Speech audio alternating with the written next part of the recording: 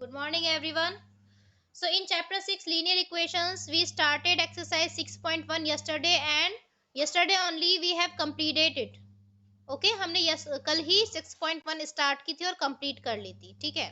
So, today we will start the next topic, that is solution of a linear equation. So, how to solve a linear equation? Solution means to find the value of the variable present in that equation. किसी भी equation में जो variable given होता है उसकी value को find करना क्या होता है उस लीनियर इक्वेशन का सॉल्यूशन. ठीक है.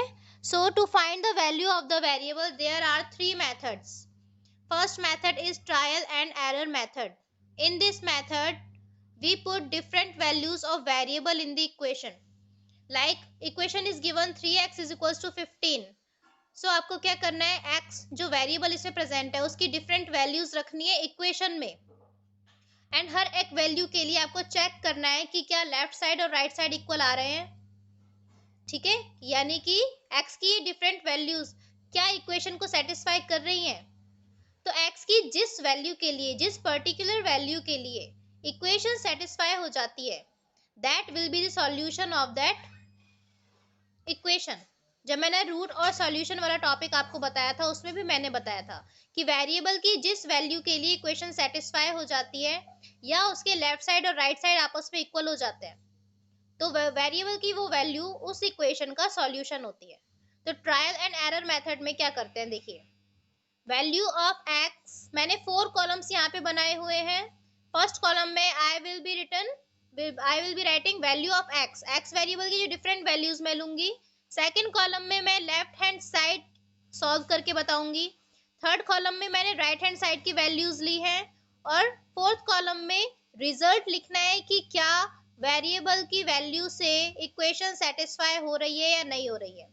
ठीक है. तो सबसे पहले मैंने वैल्यू ली है x इज इक्वल्स टू 1. ये वैल्यू मैं इस इक्वेशन में रख के देखती हूँ, तो 3x का मतलब है 3 multiply by x is equals to 15. So x क्या है यहाँ पर, वेरिएबल. मैंने x के प्लेस पे 1 रखा तो it will be 3 into 1. Left hand side solve करना है सेकेंड कॉलम में आपको, तो 3 1 जा 3 और राइट हैंड साइड है 15. तो आप देखिए लेफ्ट हैंड साइड और राइट हैंड साइड दोनों की वैल्यूज इक्वल नहीं आ रही हैं. इसका मतलब इक्वेशन इज नॉट सेटिस्फाइड. फिर अगेन मैंने x की दूसरी वैल्यू रखी है, x is equals to 2. x equals to 2 रखेंगे तो it will be 3 into 2 is equals to 6. Again आप देख सकते हैं लेफ्ट साइड और राइट साइड दोनों ही एक दूसरे के इक्वल नहीं है. So again equation is not satisfied. फिर x इज इक्वल्स टू 3 रख के देखेंगे, 3 into 3 will be 9. Left hand side and right hand side दोनों ही इक्वल नहीं है. So again equation is not satisfied. Again x की वैल्यू 4 रख के देखनी है, तो लेफ्ट हैंड साइड की वैल्यू आ रही है 12 बट राइट हैंड साइड में 15 है, मतलब कि दोनों इक्वल नहीं है. So again equation is not satisfied. इसका मतलब जब तक इक्वेशन सेटिस्फाई नहीं हो जाती है तब तक आपको सॉल्व करते रहना है डिफरेंट वैल्यूज से. ठीक है.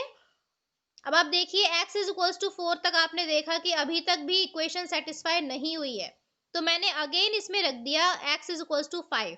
जब मैंने x इक्वल्स टू 5 रखा तो लेफ्ट हैंड साइड इज 15 और right hand side is also 15. So you can see left hand side is equals to right hand side.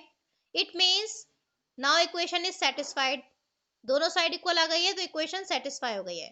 तो x की जिस वैल्यू पे इक्वेशन सेटिस्फाई हो जाती है that will be the solution. इसका मतलब x की वैल्यू कितनी है, 5 है.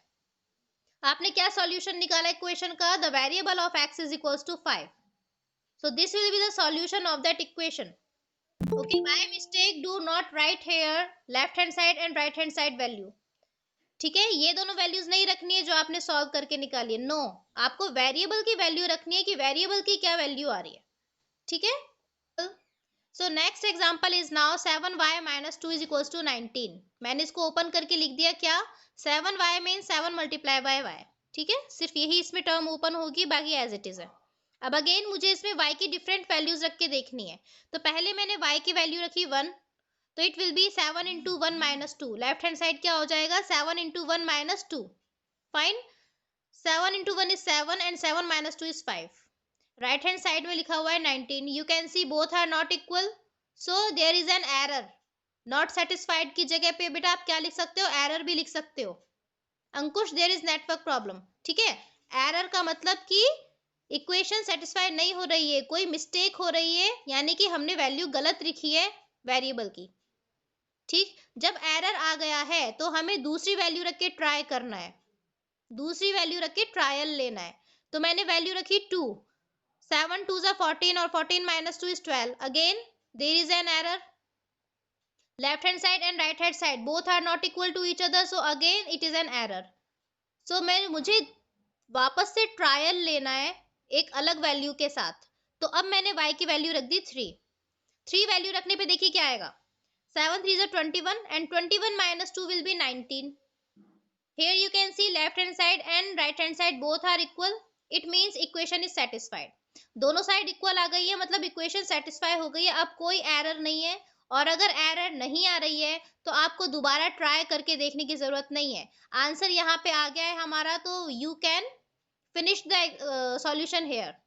बस नीचे आपको क्या लिखना है आंसर में, yes y is equals to 3 is the solution for this equation, क्योंकि y की वैल्यू 3 पे इक्वेशन सेटिस्फाई हो रही है।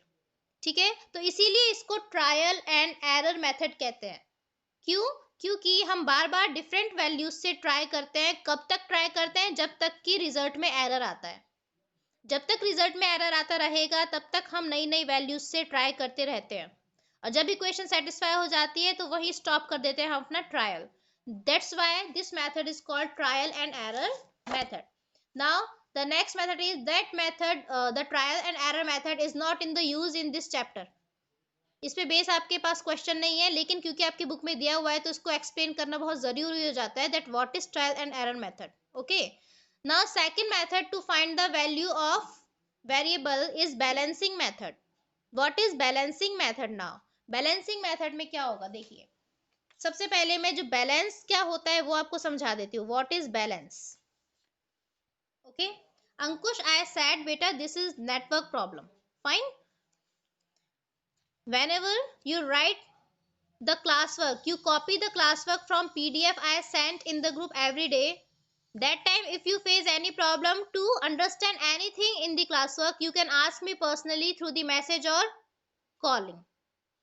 Okay, so बैलेंस क्या होता है? देखिए आपने बैलेंस देखा होगा, तराजू बोलते हैं हिंदी में जिसको, जिसमें एक साइड लेफ्ट में होती है एक राइट में होती है। ओके, उसमें मान लीजिए हमने दोनों साइड्स पे 3 किलोग्राम वेट्स रखा हुआ है। लेफ्ट साइड पे भी मैंने 3 किलोग्राम वेट रखा है और राइट साइड पे भी 3 किलोग्राम वेट रखा है। इसका मतलब दोनों साइड्स इक्वल है एक दूसरे के, दोनों में इक्वल वेट्स रखे हैं। अगर मैं लेफ्ट साइड में 1 किलोग्राम वेट और बढ़ा देती हूँ, if I add 1 kilogram weight in left side, तो क्या ये लेफ्ट साइड और राइट साइड इक्वल हो जाएंगे? यहाँ पे 3 किलोग्राम वेट है और यहाँ 3 केजी में 1 केजी और ऐड कर दिया, yes they will not be equal to each other. तो उससे मुझे इक्वल बनाने के लिए क्या करना पड़ेगा? What I have to do to make both the sides equal? I have to add 1 more kilogram in right side also. Reduce नहीं बेटा, रिड्यूस कैसे कर दोगे आप कार्तिक? 1 किलोग्राम तो मैंने ऐड किया है ना, तो इसको अगर मैं हटा दूंगी तो फिर मैंने चेंज ही क्या किया है इसमें? ये 1 किलोग्राम तो मुझे ऐड करना ही है इसमें, ठीक है। ये जो मैंने ऐड किया अगर उसी को हटा दूंगी तब तो फिर मेरा वेट कैसे बढ़ेगा? ठीक, तो मुझे राइट साइड में भी 1 किलोग्राम वेट यहाँ पे ऐड करना पड़ेगा, and that time on both the sides it will B 4 kilogram weight. दोनों साइड 4 किलोग्राम वेट हो गया। अब ये दोनों साइड इक्वल हो गई, तो मैंने क्या किया, जितना चेंज मैंने वेट में यहाँ पर किया उतना ही चेंज मैंने राइट साइड में कर दिया।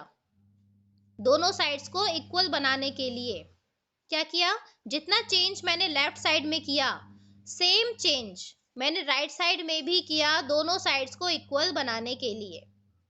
Same thing we will do in the equation. Equation में भी हमें यही करना है। क्या करना है? बैलेंसिंग मेथड में क्या लिखा हुआ है? by making same changes on both sides of the equation। यहाँ भी यही करना है, इक्वेशन की दोनों ही साइड्स में सेम चेंज करना है। जिस तरीके से जो बैलेंस का अभी मैंने आपको एग्जांपल दिया उसमें दोनों साइड में मैंने सेम वेट ऐड किया था, उसी तरीके से इक्वेशन में भी वेरिएबल की वैल्यू फाइंड करने के लिए मुझे दोनों साइड में, लेफ्ट साइड में और राइट साइड में सेम चेंज करने पड़ेंगे। अगर लेफ्ट साइड में मैं कुछ ऐड कर रही हूँ एक्स्ट्रा, तो राइट साइड में भी मुझे ऐड करना पड़ेगा। लेफ्ट साइड में मैं कुछ रिड्यूस कर रही हूँ, सब्ट्रैक्ट कर रही हूँ, तो राइट साइड में भी मुझे सब्ट्रैक्शन करना पड़ेगा। लेफ्ट साइड में मैं मल्टीप्लाई कर रही हूँ, तो राइट साइड में भी मल्टीप्लाई करना पड़ेगा। और अगर लेफ्ट साइड में डिवाइड कर रही हूँ, तो राइट साइड में भी आपको डिवाइड करना पड़ेगा। मतलब जो चेंज यहाँ कर रहे हो, सेम चेंज यहाँ करना है, ये मतलब हुआ इसका। ठीक है, अब देखिए सॉल्व किस तरीके से करना है। हमें ये तो पता चल गया कि दोनों में सेम चेंज होना चाहिए, लेकिन कितना चेंज करना है और कौन सा ऑपरेशन लगेगा, वो हम यहाँ इक्वेशन के अकॉर्डिंग देखेंगे। ठीक है, आपको ए एग्जांपल में इक्वेशन गिवन है x + 5 = 20। पहली चीज आपको ये ध्यान में रखनी है कि मुझे वेरिएबल के साथ जितने भी कांस्टेंट हैं उन सबको हटाना है। वेरिएबल है x और कांस्टेंट है +5। मैंने आपको पहले ही बताया था कांस्टेंट हमेशा लेते हैं साइन के साथ। वेरिएबल है x और कांस्टेंट है +5। तो वेरिएबल के साथ जितने भी कांस्टेंट हैं इनको हटाना है, यानी कि मुझे इस +5 को यहाँ से रिमूव करना है। उसको रिमूव करने के लिए मैं क्या करूँ, यहाँ -5 कर दूं अपनी तरफ से। क्या चेंज किया मैंने अपनी तरफ से, यहाँ पे -5 कर दिया। x + 5 तो ऑलरेडी आपको इक्वेशन में गिवन है, तो वो तो मैंने यहाँ एज इट इज लिख दिया। अपनी तरफ से मैंने क्या चेंज किया, क्या रिडक्शन किया, क्या रिड्यूस किया, 5 रिड्यूस कर दिया मैंने यहाँ से, -5 कर दिया। क्यों कर दिया -5? क्योंकि +5 और -5 मिलके 0 बना देंगे, इसलिए। तो कांस्टेंट 5 हट जाएगा। इस कांस्टेंट 5 को हटाने के लिए मैंने -5 कर दिया। ठीक है, अगर मैंने यहाँ ये चेंज किया है -5 का, तो मुझे राइट साइड में भी -5 का चेंज करना पड़ेगा। सेम चेंज करने हैं ना दोनों साइड में, तो यहाँ अगर मैंने -5 लिखा है, तो यहाँ भी मुझे -5 लिखना पड़ेगा। अब आप इसको सॉल्व करेंगे। देखिए +5 -5 से कट गया, तो यहाँ क्या बचा, ओनली x। 20 में से 5 सब्ट्रैक्ट करेंगे तो आएगा 15। तो x की वैल्यू क्या आ गई, वेरिएबल की वैल्यू आ गई 15। आ गई ना वेरिएबल की वैल्यू। तो ये हमारा प्रोसेस रहेगा कि वेरिएबल के साथ में जितने भी कांस्टेंट्स हैं उन सभी को आपको रिमूव करना है। और वो कैसे रिमूव करोगे, ऑपोजिट ऑपरेशन लगा के। कैसे रिमूव करेंगे, ऑपोजिट ऑपरेशन से। यहाँ पे 5 के साथ में प्लस है ना, तो प्लस का ऑपोजिट ऑपरेशन होता है माइनस, इसलिए मैंने यहाँ पे माइनस किया है, -5। ठीक है, अब देखिए नेक्स्ट एग्जांपल में और अच्छे से क्लियर हो जाएगा आपको। बी एग्जांपल है 5x - 2 = 13। यहाँ पे 2 कांस्टेंट प्रेजेंट है ना x वेरिएबल के साथ, एक कांस्टेंट है y और दूसरा कांस्टेंट है -2। x के साथ में 2 कांस्टेंट्स प्रेजेंट है, 5 एंड -2। तो इन दोनों को ही मुझे यहाँ से रिमूव करना है, दोनों को ही हटाना है यहाँ से। पहले मैं -2 को हटाऊंगी, तो -2 को हटाने के लिए मैंने क्या कहा, ऑपोजिट ऑपरेशन करना है। माइनस का ऑपोजिट ऑपरेशन होता है प्लस, तो +2 कर दिया। ठीक है, अब क्योंकि लेफ्ट साइड में मैंने +2 किया है, तो राइट साइड में भी मुझे +2 करना पड़ेगा। सेम चेंज करने हैं दोनों साइड में। ओके, अब इसको सॉल्व कीजिए। -2 से +2 कट हो जाएगा और 13 में 2 ऐड करेंगे तो 15 आ जाएगा। ये 5x यहाँ पे एज इट इज आ गया। ठीक है, अब अगेन दूसरा कांस्टेंट है 5। ये 5 मुझे रिमूव करना है यहाँ से। ये 5x का मतलब क्या हुआ, 5 × x। यही मतलब हुआ ना इसका, यानी मल्टीप्लिकेशन का ऑपोजिट ऑपरेशन करना है। मल्टीप्लिकेशन का ऑपोजिट ऑपरेशन क्या होता है, डिवीजन। वेरी गुड, तो डिवीजन किया मैंने यहाँ 5 से। ठीक है, क्योंकि 5 और x के बीच में मल्टीप्लिकेशन का ऑपरेशन लग रहा है, तो उस 5 को हटाने के लिए मुझे इसका ऑपोजिट ऑपरेशन लगाना पड़ेगा, यानी डिवीजन। तो मैंने डिवाइडेड बाय 5 कर दिया लेफ्ट साइड में। तो जो चेंज यहाँ किया है, सेम चेंज राइट साइड में भी करना है, डिवाइडेड बाय 5। ठीक है, राइट साइड में जो 15 है उसको भी 5 से डिवाइड करना पड़ेगा, क्योंकि लेफ्ट साइड में भी मैंने 5 से डिवाइड किया है। अब इसको सॉल्व कीजिए। 5 से 5 कट हो जाएगा तो बचेगा x, और 15 को 5 से आप डिवाइड करोगे तो it will be 3। So x की वैल्यू कितनी आ गई, 3। इस तरीके से आपको स्टेप बाय स्टेप चलना है। सबसे पहले आपको ये देखना है कौन कौन से कांस्टेंट्स हैं जिन्हें हमें रिमूव करना है, फिर उन कांस्टेंट्स को स्टेप बाय स्टेप रिमूव करना है। जो ऑपरेशन है उनका ऑपोजिट ऑपरेशन लगा के, then you will come to find the value of the variable. Left side में सिर्फ और सिर्फ वेरिएबल रह जाना चाहिए, ठीक है। सी एग्जांपल देखिए, x upon 4 minus 2। Okay, now यहाँ पे भी टू कांस्टेंट है वेरिएबल x के साथ, एक तो है -2 और दूसरा है डिवाइडेड बाय 4। एक कांस्टेंट है -2 और दूसरा है 4। अब इसे किस तरीके से रिमूव करेंगे? पहले मैं -2 रिमूव कर रही हूँ, तो इसका ऑपोजिट ऑपरेशन क्या होगा? प्लस, तो मैंने +2 कर दिया, दिस इज +2। अगर मैंने लेफ्ट साइड में +2 किया है तो राइट साइड में भी मैंने +2 करना पड़ेगा। ओके, अब इसको सॉल्व कीजिए, -2 से +2 कट, तो ओनली क्या बचा? x डिवाइडेड बाय 4, और 3 और 2 को ऐड करोगे तो आ जाएगा 5, ठीक है। तो मैंने -2 तो रिमूव कर दिया। अब ये जो डिवाइडेड में है 4, ये मुझे रिमूव करना है। ये आप देखिए कौन सा ऑपरेशन लग रहा है? डिवीजन। x और 4 के बीच में कौन सा ऑपरेशन है? डिवीजन। डिवीजन का ऑपोजिट क्या होगा? Multiplication. Yes, very good Ranjana, multiplication करना है मुझे 4 से, ठीक है। x डिवाइडेड बाय 4 है ना, तो मल्टीप्लाई भी 4 से ही करना है।